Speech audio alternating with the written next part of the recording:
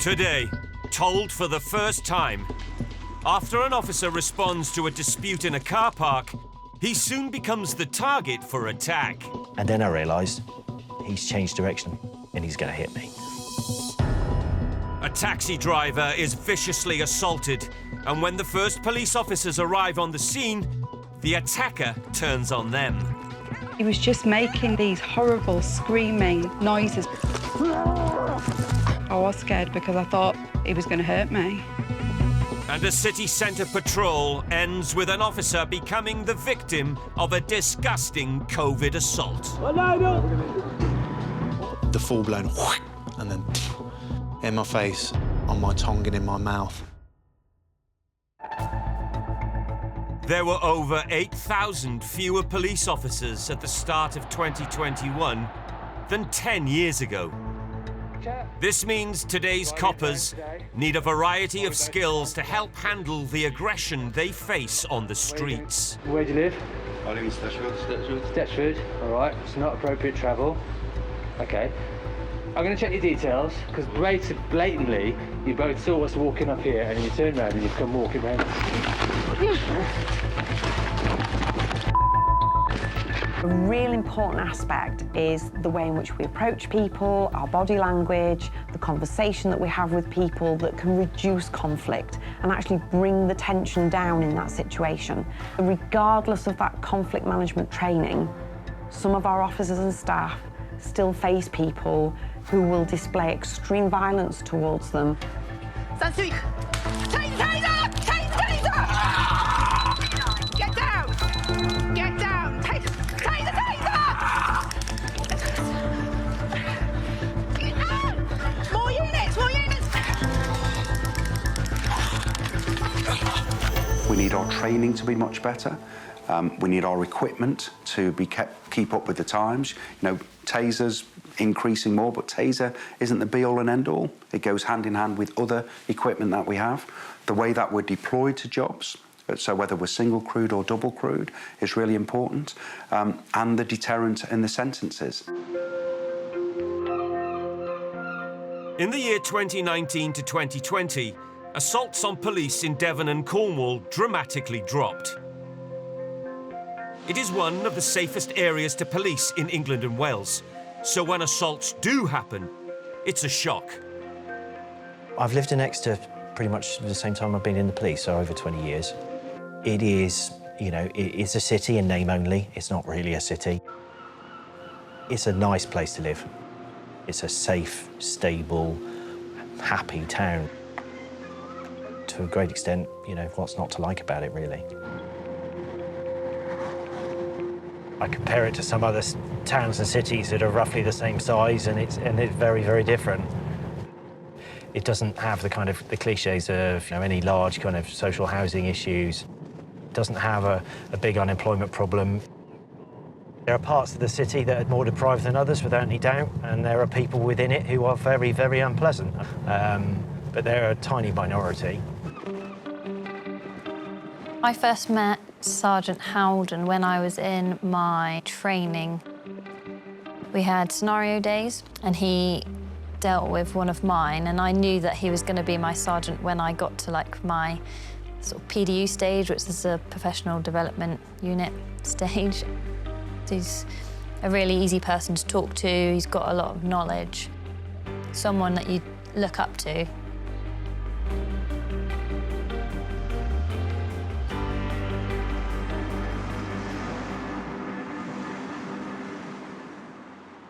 That particular day, I was on my way back from Barnstaple, back down to Exeter. I heard comms call up there was an immediate at Sainsbury's in Pinhoe, in the car park there. I think it came across initially as road rage, and that's not uncommon. So I didn't think much of it at that point, really. It was when this sort of second and third call came in about a road rage incident where somebody's been struck with a car. I was crewed with another colleague. As we were driving there, I heard Alex call up and say, I'm almost there. So he was first on scene. The car park was very busy. There's only one way in, one way out. So I used my marked vehicle to block the road. As soon as I've got out of the car, I've had people run over to me saying the car's over there, he's still in it. So I approach the vehicle. As I get nearer, I can see there's a male in the driver's seat. He's the only one in the car. And he's not looking at me. He's just staring straight ahead. So I've spoken to him. Give me your keys, get out of the car. And I know he can hear me. Victor from Freezer, late to code 6 as well. As I got out and I was walking towards Sergeant Howden, I saw him at the top end of the car park talking to someone in a vehicle. He then started the car, drove off into the car park. The vehicle! The vehicle's going! The vehicle's trying to leave. I carried on straight and Sergeant Howden went towards the right and he'd pressed his code 0 button. He loops back towards the exit, hits a load of shopping trolleys. And I'm thinking, OK, you know, he definitely means business. He's not messing around. I'm by a car park traffic island. And then I realised he's changed direction. He's driving his car at me and he's going to hit me.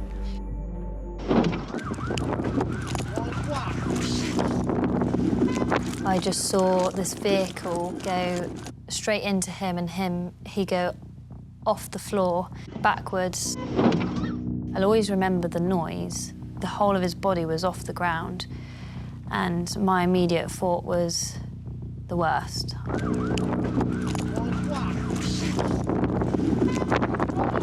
Oh my God! Oh my God! Oh my God! It gives me just enough time to get my feet off the floor at the point of impact. So I land on the ground in front of the vehicle, and the vehicle then hits an island, comes to a stop. The cliche of 1,001 things go through your mind, and they did. So I was scared of the consequences if he killed me or if I'd been disabled by being struck by a vehicle. It wasn't about me. It was how my kids are going to get on without me around. How would this impact the family? Oh my God! Oh my God! Oh my God! I saw loads of people with Sergeant Howden, but then I saw a bigger crowd with the suspect. Grab his arm so I can cuff him! Grab his... Stop! Let me cuff him! Let me cuff him! They were, like, punching him and kicking him, so I thought I need to get him in cuffs. Stop! Right, stop! I need to cuff him! His hands be on his back! I managed to get a handcuff on one of his arms, and then my colleague put a cuff on the other arm. And Everybody calm down. Chill out now. We've got him detained. You're in cuffs, just relax. We got the suspect up and put him in the back of the police car. Oh my God. At this point, I didn't know what injuries Sergeant Howden had. I just expected the worst because I was all in a bit of a panic, being so new. I landed on my leg, knee, lower back, and then my head. I'm lying on the ground, thinking, does everything work? Can I move my feet? Can I move my arms? Have I broken my back? And pretty much instantly, I've had people come to my aid. I need to caution. I sat in the back of the car with the suspect. Right. You do not have to say anything, but it may harm your defence if you do not mention when questioned, something which you later rely on in court. Anything you do say may be given evidence. Do you understand? He was quite, like, agitated and fidgety. He tried to get out of his seatbelt, so he came towards me. My back hit the door, and then it shut the car door, so I was locked in the back with him. So I shouted to my colleague who was outside the vehicle, and he came around. He opened the door, and as he was trying to control the suspect, he got bitten on the arm. We called for backup, got him in some leg restraints, and managed to get him in the back of a van. We're going back. We're going back to the station. Kev's going to book him in. Obviously, in the car, he's bitten Nick on the arm. And that's the assault police? Yeah. Yeah. There was helicopter, 8 ambulances, and so many police cars. I was aware of a lot of people around me. Paramedics arrived, got put on a spine board. They were quite worried about my back, I think, at that point, and my head. and then I'm put into the ambulance.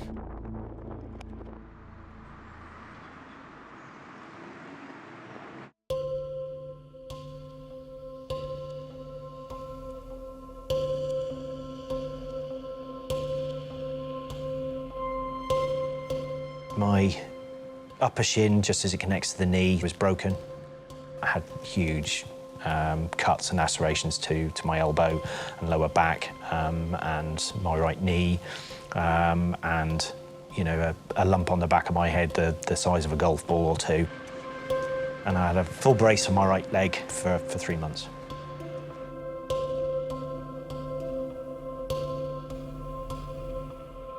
He needs to be, you know, locked up in a prison. He needs to face consequences. He can't go around doing, you know, things that are going to impact people's lives for years and years on end.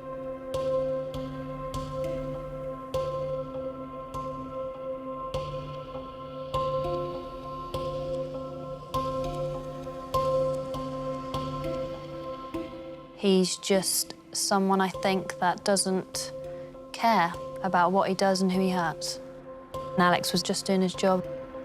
I think, like every police officer, you prefer to be in control of a situation in an instant.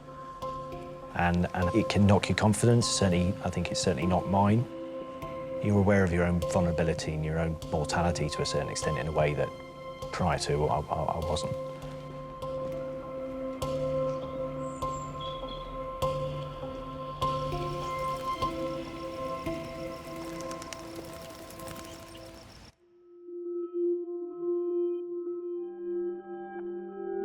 Between 2018 and 2019, figures showing the cost of rural crime across the whole of Britain shot up.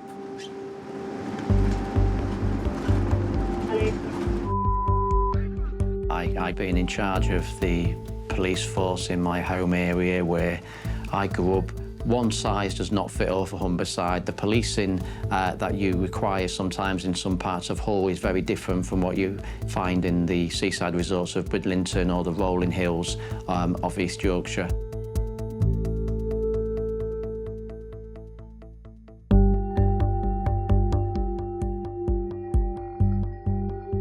Some of the challenges for officers in North Yorkshire is the fact that we have this wonderful geographical county to police, but an awful lot of open roads, rural areas, isolated farmsteads, and that also creates its challenges because those officers and staff are out there on their own very often, and their backup might be a long way away. Crime levels in North Yorkshire are traditionally low. But between March 2019 and March 2020, violent incidents in the county significantly increased to over 16,982 for the 12-month period. That is an average of over 46 incidents a day. We definitely do face more violence now, and people aren't afraid to use violence against police. I think I know more of my colleagues being assaulted now than I did when I joined 17 years ago. I've known Graham for about 15 years. He transferred up to this area as a traffic officer. Got to know Helen from then. We've been to a lot of jobs together, drunk a lot of coffee together, and on a weekend we'll normally drag our other halves to the football. We do have a common interest in supporting Sunderland Football Club and get the families along. I'm not sure they appreciate that. North Yorkshire is rural. It's a massive distance that we have to cover. We cover up to the borders with Cumbria and County Durham. We could get called to a job 30 miles away on windy country roads, so doing a blue light run up there can be quite challenging.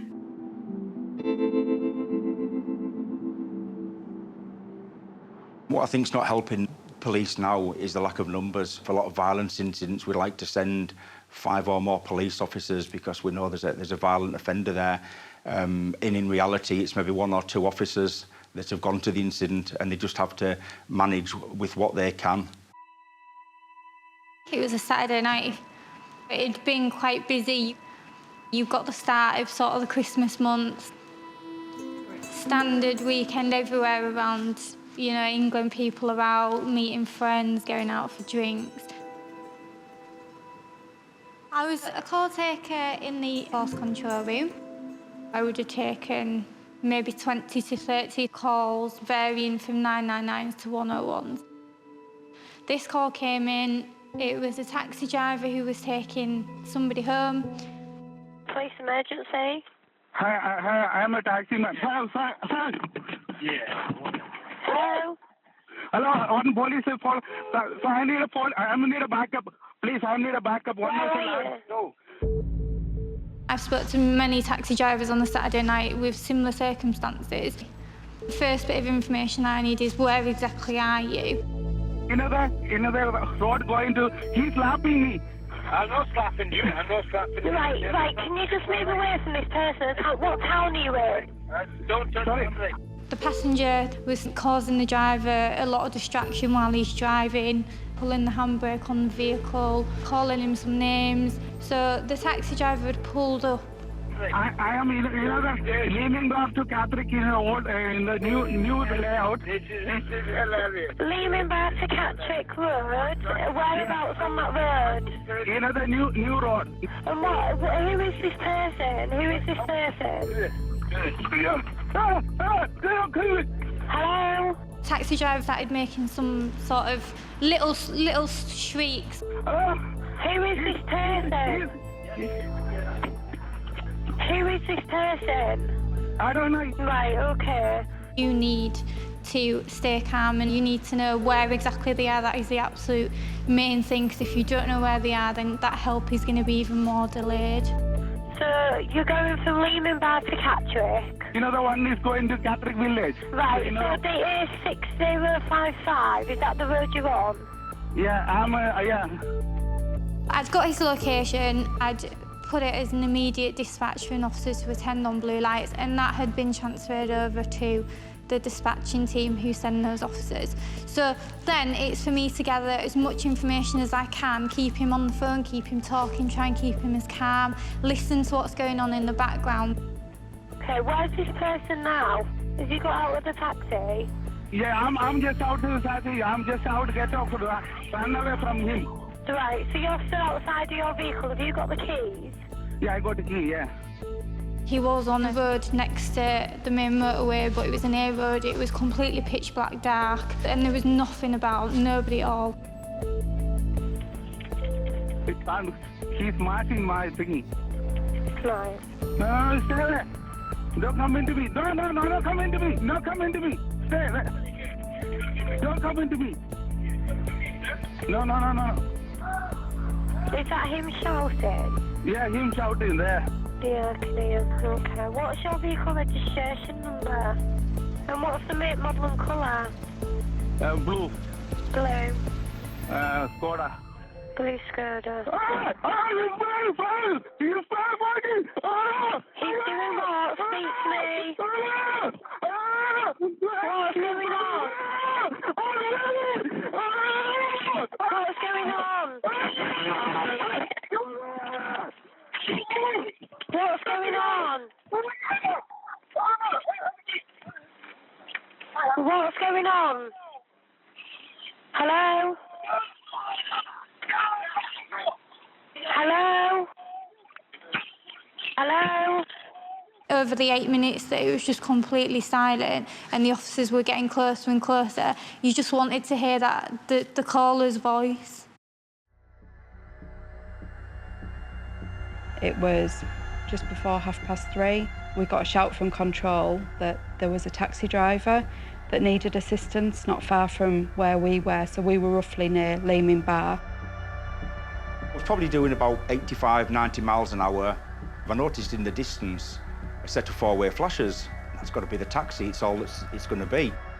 I'm not going to put any blue lights on because I don't want the offender driving off on seeing the police car.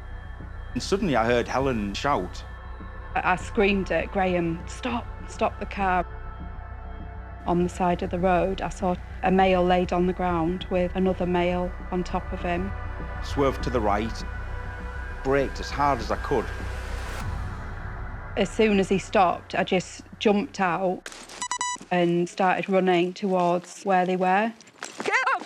Get up! Bizarrely, out of the dark, the person that's been on top come running towards us. Surely the offender runs off. They don't come running towards us, and I can hear him screaming. Get up! He was just making these horrible screaming noises. I was scared because I thought that he was gonna hurt me. Just remember the fist coming up and it coming towards me, and I put my arm up and I could feel a pain coming from it, and I thought, yeah, he has connected. He's then come somehow in towards me, and I've literally just grabbed him and taken him down backwards. So we're now on the grass verge with me on top of him.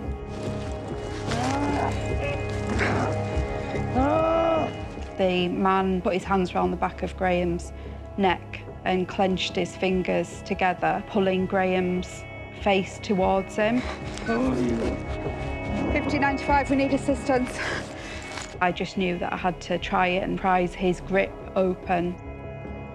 Got them apart, and then I knew that I needed to try and get some handcuffs on him. Who are you? Police. You're under arrest for Got assault police. Under arrest, assault police. Fine. Why? Why? Try and get these calls. That's 2 miles out of Williamsburg. He was pinned to the ground. I was on top of him so that he couldn't struggle anymore. 5095, we're on the service road up from Leeming Services. We've got this male's detained, but we've got the driver in the middle of the road. Helen managed to get him handcuffed, and from that point, I was basically on top of him, waiting for assistance arriving.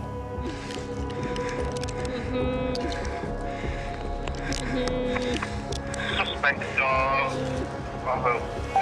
No victim, we've got suspect detained the side of the road. The victim must be hurt. We're just having to restrain this male.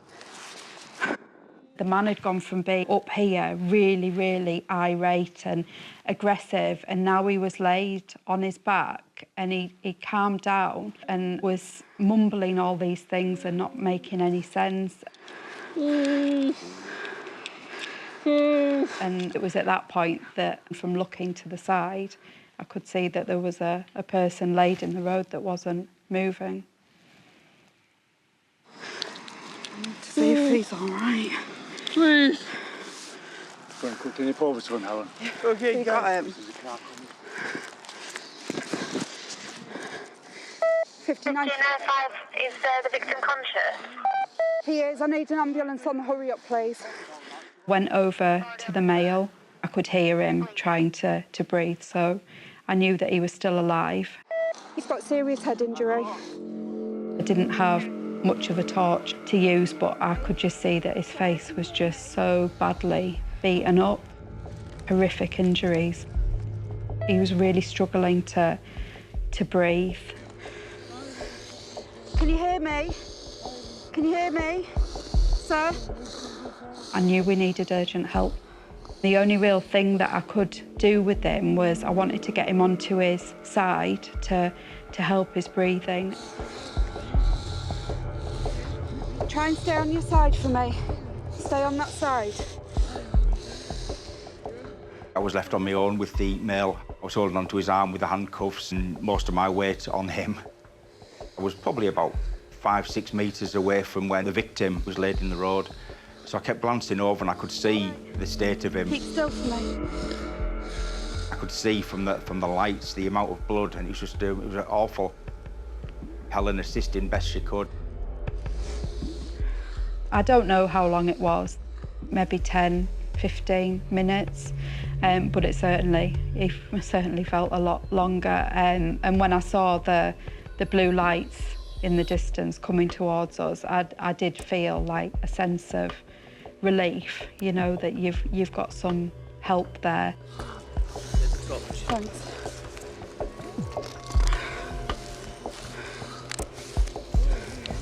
This is the taxi driver, I think. The male sergeant went over to help Graham, and the female traffic officer stayed with me. Right. It's okay, it's all right. We've got an ambulance coming. When we put the light on him from that big torch, you could really see the injuries. There was just so much blood, but it was too difficult I couldn't figure out where the actual blood was coming from. Yeah. I did feel really relieved when I saw the ambulance.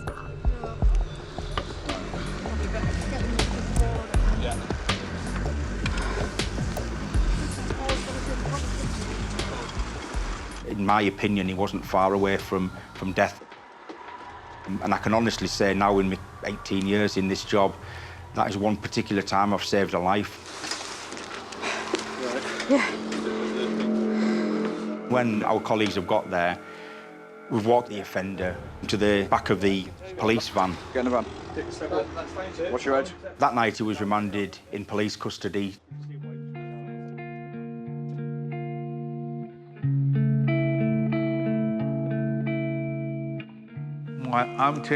Changes in my life totally opposite, upside down. Totally upside down. Main injury is one is a brain injury is a thing, and second thing is the problem is if I am going outside.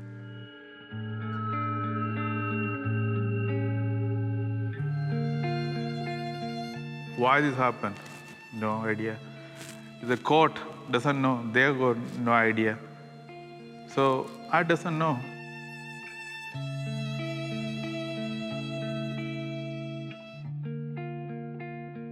I can't understand why the male did it. I can't understand his motives, what reasoning he had, but certainly he's had a massive effect, a lifelong effect on Nobi, which can never be forgiven as far as I'm concerned.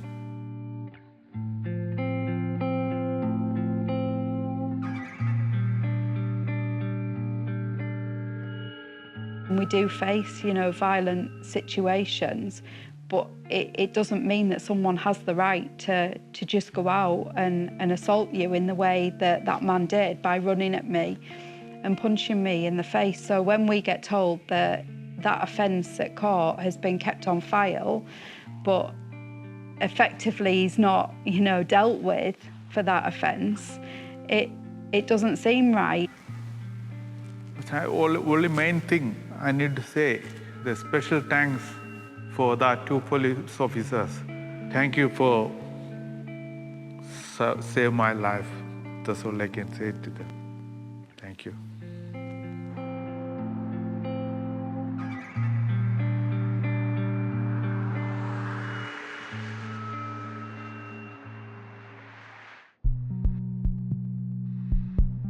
Crown Prosecution Service stats show that in the first 6 months from lockdown in May 2020, there were nearly 6,500 offences related to coronavirus that were prosecuted.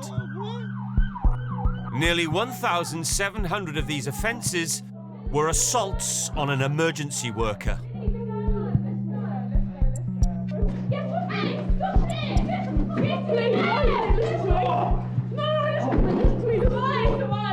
During this past period where we've had the COVID pandemic to deal with, there's been a particularly nasty rise in people spitting or coughing at our officers and staff, specifically because they are claiming that they have the pandemic infection and they are assaulting that person by coughing or spitting at them in the hope that they will transmit that infection to that officer or a staff member. It's the police. What's going on, mate? What's going on? You're looking for me, I'll kill you. Just know what's happening. For me now. Mate, what's the problem? The most common assault is spitting. When the officer sometimes is spat at and the fluid goes into their mouth or eyes, the officer has to go through a huge amount of tests to make sure he or she has not caught infection. That affects them and, of course, their family for some months to come. Totally unexpected and totally unacceptable when you come in to do your job. In Nottingham, PC Josh Carville has been patrolling the city for nearly 3 years. I was working for my uncle in a dog food factory, stacking pallets, and I can remember thinking there's got to be more to life than this. And I just had this vision in my head of being a policeman with the hat on, walking down the street like the beat cops do and catching your robbers and speaking to people and helping them through their issues.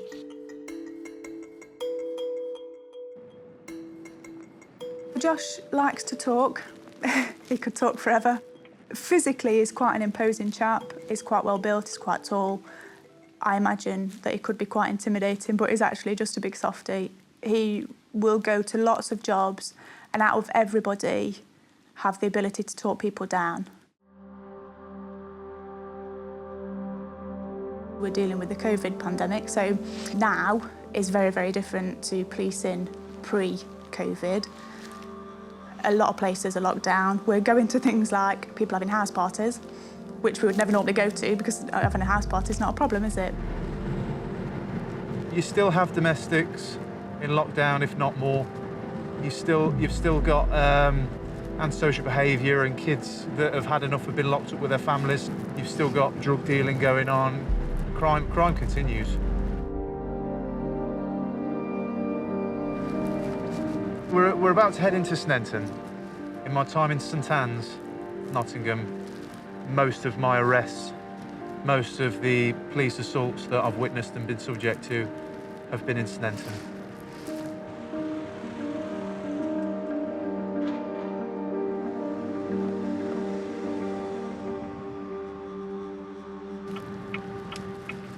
This, where we are now, this is where the incident actually kicked off originally.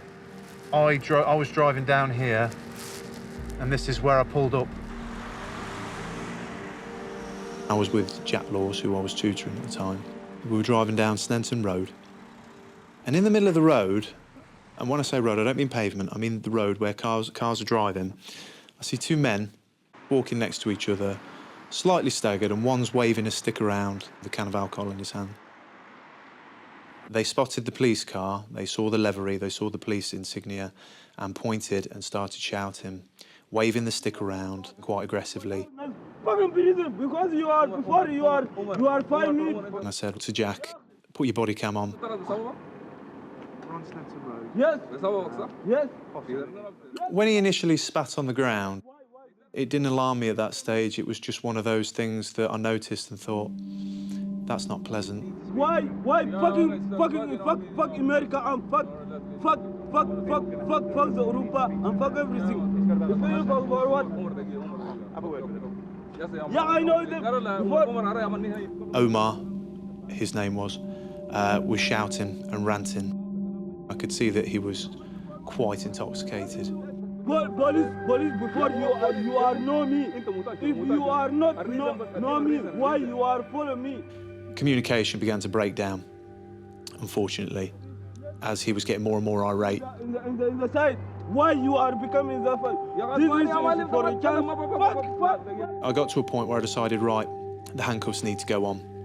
And immediately he was trying to pass his alcohol over to his friend, which was fine. But then he goes to putting his hand in his pocket. Wait. That's a big no-no, because I don't know what's there yet. Wait. Out of your pocket now. I tried to swipe his legs away, but control him to the ground. Omar. And that was one of them moments where I thought to myself, I could do with another couple of units here. Omar. I was aware that there was a crowd gathering, people recording me. I'd put a shout out asking for further assistance. Once he was safe in cuffs, I sat him up. He looked at me straight in the eye. Fuck you! Fuck you! The full-blown whoosh, and then in my face. It was full-blown. I quite clearly remember feeling it in my eye, feeling it drip down my face, and quite clearly feeling it on my tongue and in my mouth. He just spat. Fuck you! You know,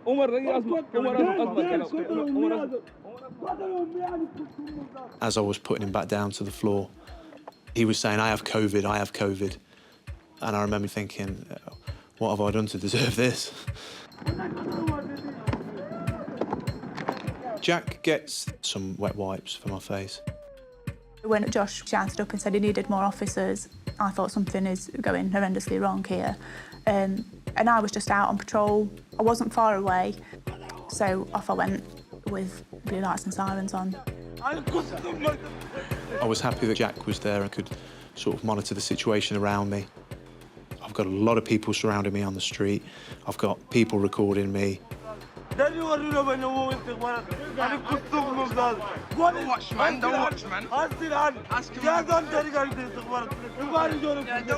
Don't watch. As soon as I hear their sirens coming in the distance, you sort of go, oh, OK. In about 10 seconds, my anxiety is going to be drastically reduced. I was the first one there. He had got a chap detained on the floor, absolutely screaming and shouting, not calming down.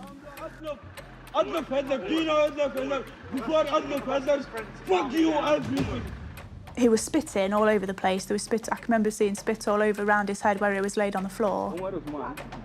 Fuck you! Fuck! Fuck! He said he had COVID, and at the time it was all fresh and new, and I wasn't really scared of COVID, but I have since had COVID, and it was pretty horrendous. I am the coronavirus. You've got coronavirus? What's what you're saying, mate? Yes, me, I have the coronavirus. The next day, I remember having to go for a COVID test, and pandemic or no pandemic, you've got your hepatitis B's and C's and what have you. You can have strep throat, you can have all sorts sort of transferred through saliva. And I had to stay off and wait for my results, which were negative. It was about preventing him from spitting at anybody else, because you come into contact with anybody with COVID at the moment, you have to isolate. So if he'd managed to spit on a number of cops, then we would have all had to go off, which would have had an impact. We could have a number of 999 calls all at the same time that we then can't meet.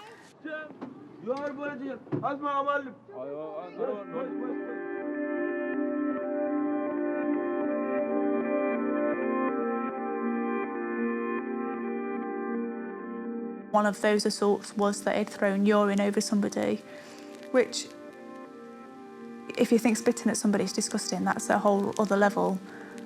It's certainly not an experience, thankfully, I've ever had. And I can't imagine the impact that that would have had on that officer.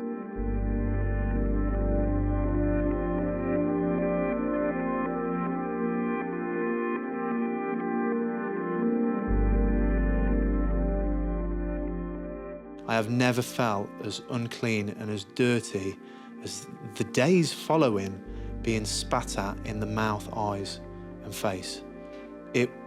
I never truly understood the word violated until that.